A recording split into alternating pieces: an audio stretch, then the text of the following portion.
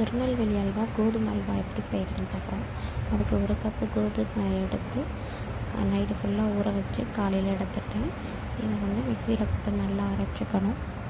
நல்லா தண்ணியை விட்டு அரைச்சி எடுத்துக்கோங்க. எல்லாத்தையும் ஃபுல்லாக அரைச்சிங்கன்னா அதில் நல்லா வந்து மையாக அரைக்கணும். நல்லா பேஸ்ட் மாதிரி அரைச்சிட்டு அதை வடிகட்டும் போது தண்ணி எவ்வளோ வேணால் ஊற்றி வடிகட்டிகிட்டே இருங்க. அது கடைசியாக வந்து எப்படி இருக்குன்னா கையில் தொடும்போது வந்து கையில் ஒட்டாது. அந்தளவுக்கு ஒரு கொஞ்சம் ஸ்பூனை வச்சு பண்ணுறேன். அப்படியே வச்சு மசிக்கிட்டே இருக்கணும். அதில் வந்து கையிலே ஒட்டாத அளவுக்கு ஒரு லப்பர் மாதிரி இழுக்கிற மாதிரி இருக்கும். அந்த அளவுக்கு வரை தண்ணி வர நீங்கள் ஊற்றலாம். எவ்வளோ தண்ணி ஊற்றினாலும் பிரச்சனை இல்லை. ஏன்னா நம்ம அதை வடிகட்டி எடுத்துருவோம். அந்த தண்ணியெல்லாம் வந்து எக்ஸ்ட்ரா தண்ணி இருந்துச்சுன்னா அந்த தண்ணி வந்து நம்ம வடிகட்டிடுவோம். அது ஒன்றும் பிரச்சனை இல்லை. மாவு மட்டும் கீழே தங்கிக்கும். எப்படின்னா இப்போ பாருங்கள், நல்லா கலக்கி விட்ருங்க. இவ்வளோ தூரத்துக்கு தண்ணி ஊற்றிருக்கேன். நான் வந்து ஒரு கப்பு கோதுமை எடுத்திருக்கேன். இப்போ வந்து காலையில் அரைச்சேன். இதை ஈவினிங் வரையும் அப்படியே வச்சிடணும். அப்படியே வச்சுட்டா மேலே வந்து தண்ணி மட்டும் தேங்கி இருக்கும், கீழே மாவு படிஞ்சிடும் அப்படியே. இப்போ பார்த்தீங்களா, அடிக்கடி செக் பண்ணிக்கிட்டே இருங்க. செக் பண்ணிட்டே இருந்தீங்கன்னா இந்த மாதிரி தண்ணி மட்டும் தேங்கிகிட்டே இருக்கும். தண்ணி எடுத்து இது பண்ணிடலாம். எனக்கு மாவு மட்டும் 2 கிளாஸ் கிடச்சிது. 1 கிளாஸ்க்கு 3 டம்ளர் தண்ணி ஊற்றணும். 2 கிளாஸ்க்கு 6 டம்ளர் தண்ணி ஊற்றிக்கோங்க. இது அப்படியே வந்து நம்ம என்ன பண்ண போகிறோம்னா இப்போ ஹீட் பண்ண போகிறோம். இதுக்கு வந்து நெய் ரொம்ப தேவைப்படும். இது நான் வீட்டிலேயே செஞ்ச நெய். அதை நான் ஒரு வீடியோவில் போடுறேன். இதுக்கு சுகரு ஒரு 2 டம்ளர் சுகர் எடுத்துக்கோங்க. 2 டம்ளர் மாவு இருக்கிறதுனால 2 டம்ளர் வந்து சுகர் எடுத்துக்கோங்க. இப்போ பேனை ஹீட் ஆனோன்னா நெய் போட்டுட்டு அதுலேயும் முந்திரி, பாதாம் இதெல்லாம் போட்டு வறுத்து எடுத்துக்கோங்க. முந்திரி, பாதாம், திராட்சை உங்களுக்கு என்ன விருப்பமோ அது போட்டுக்கலாம்.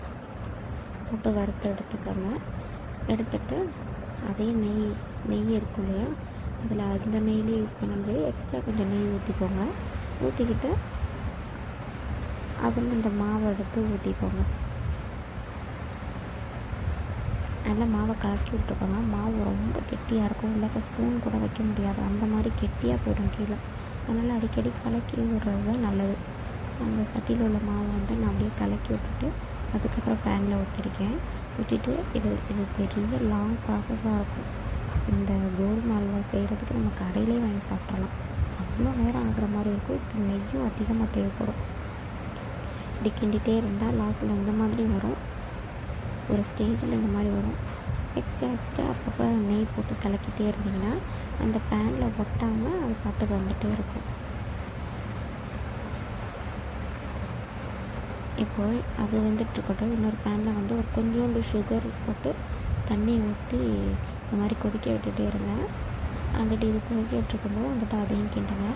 இந்த தண்ணி வந்து நல்லா ஹீட் ஆகி நல்லா வற்றி ஒரு ப்ரௌனிஷ் கலரில் வரணும். அதாவது கருகிற ஸ்டேஜுக்கு வரணும். அப்படின்னா தான் அது நல்லாயிருக்கும். அப்போ தான் அந்த கலர்லேயே நமக்கு கிடைக்கும். அந்த கலரில் வரட்டும். நமக்கு உங்கள்கிட்ட எவ்வளோ நெய் இருக்கோ அந்த நெய்யெல்லாம் போட்டு கிண்டிகிட்டே இருங்க. இதில் நீங்கள் எப்போவே சுகர் கொஞ்சம் அந்த பேனில் ஒட்டாத மாதிரி இருக்குன்னா அப்போ சுகர் போட்டு ஒட்டுற மாதிரி இருந்தாலே கொஞ்சம் சுகர் போட்டு கிண்டினீங்கன்னா அது ஒட்டாமலே வரும். அப்போ இது நல்லா கருகின பழத்துக்கு வந்ததுக்கப்புறம் நான் அதில் எடுத்து ஊற்றிட்டேன். இப்போ திராட்சை, முந்திரி, பாதாம் இது எல்லாத்தையுமே அதில் போட்டு நல்லா கிண்ட ஆரம்பிச்சிட்டேன். அப்போ தான் அதோட ஒட்டி இருக்கும். சுகரும் ஆட் பண்ணிக்கோங்க. பாருங்கள், இந்த மாதிரி கரண்டியில் இருக்கும்போது அது நல்லா ஒட்டிக்கும். அது அந்த கரண்டியில் இருக்கிறது மட்டும் என்ன ஆகுனா ரொம்ப பிடிச்சி போயிருக்கும். அதனால் அப்பப்போ அதை எடுத்து விட்டுட்டு கிண்டிகிட்டே இருங்க.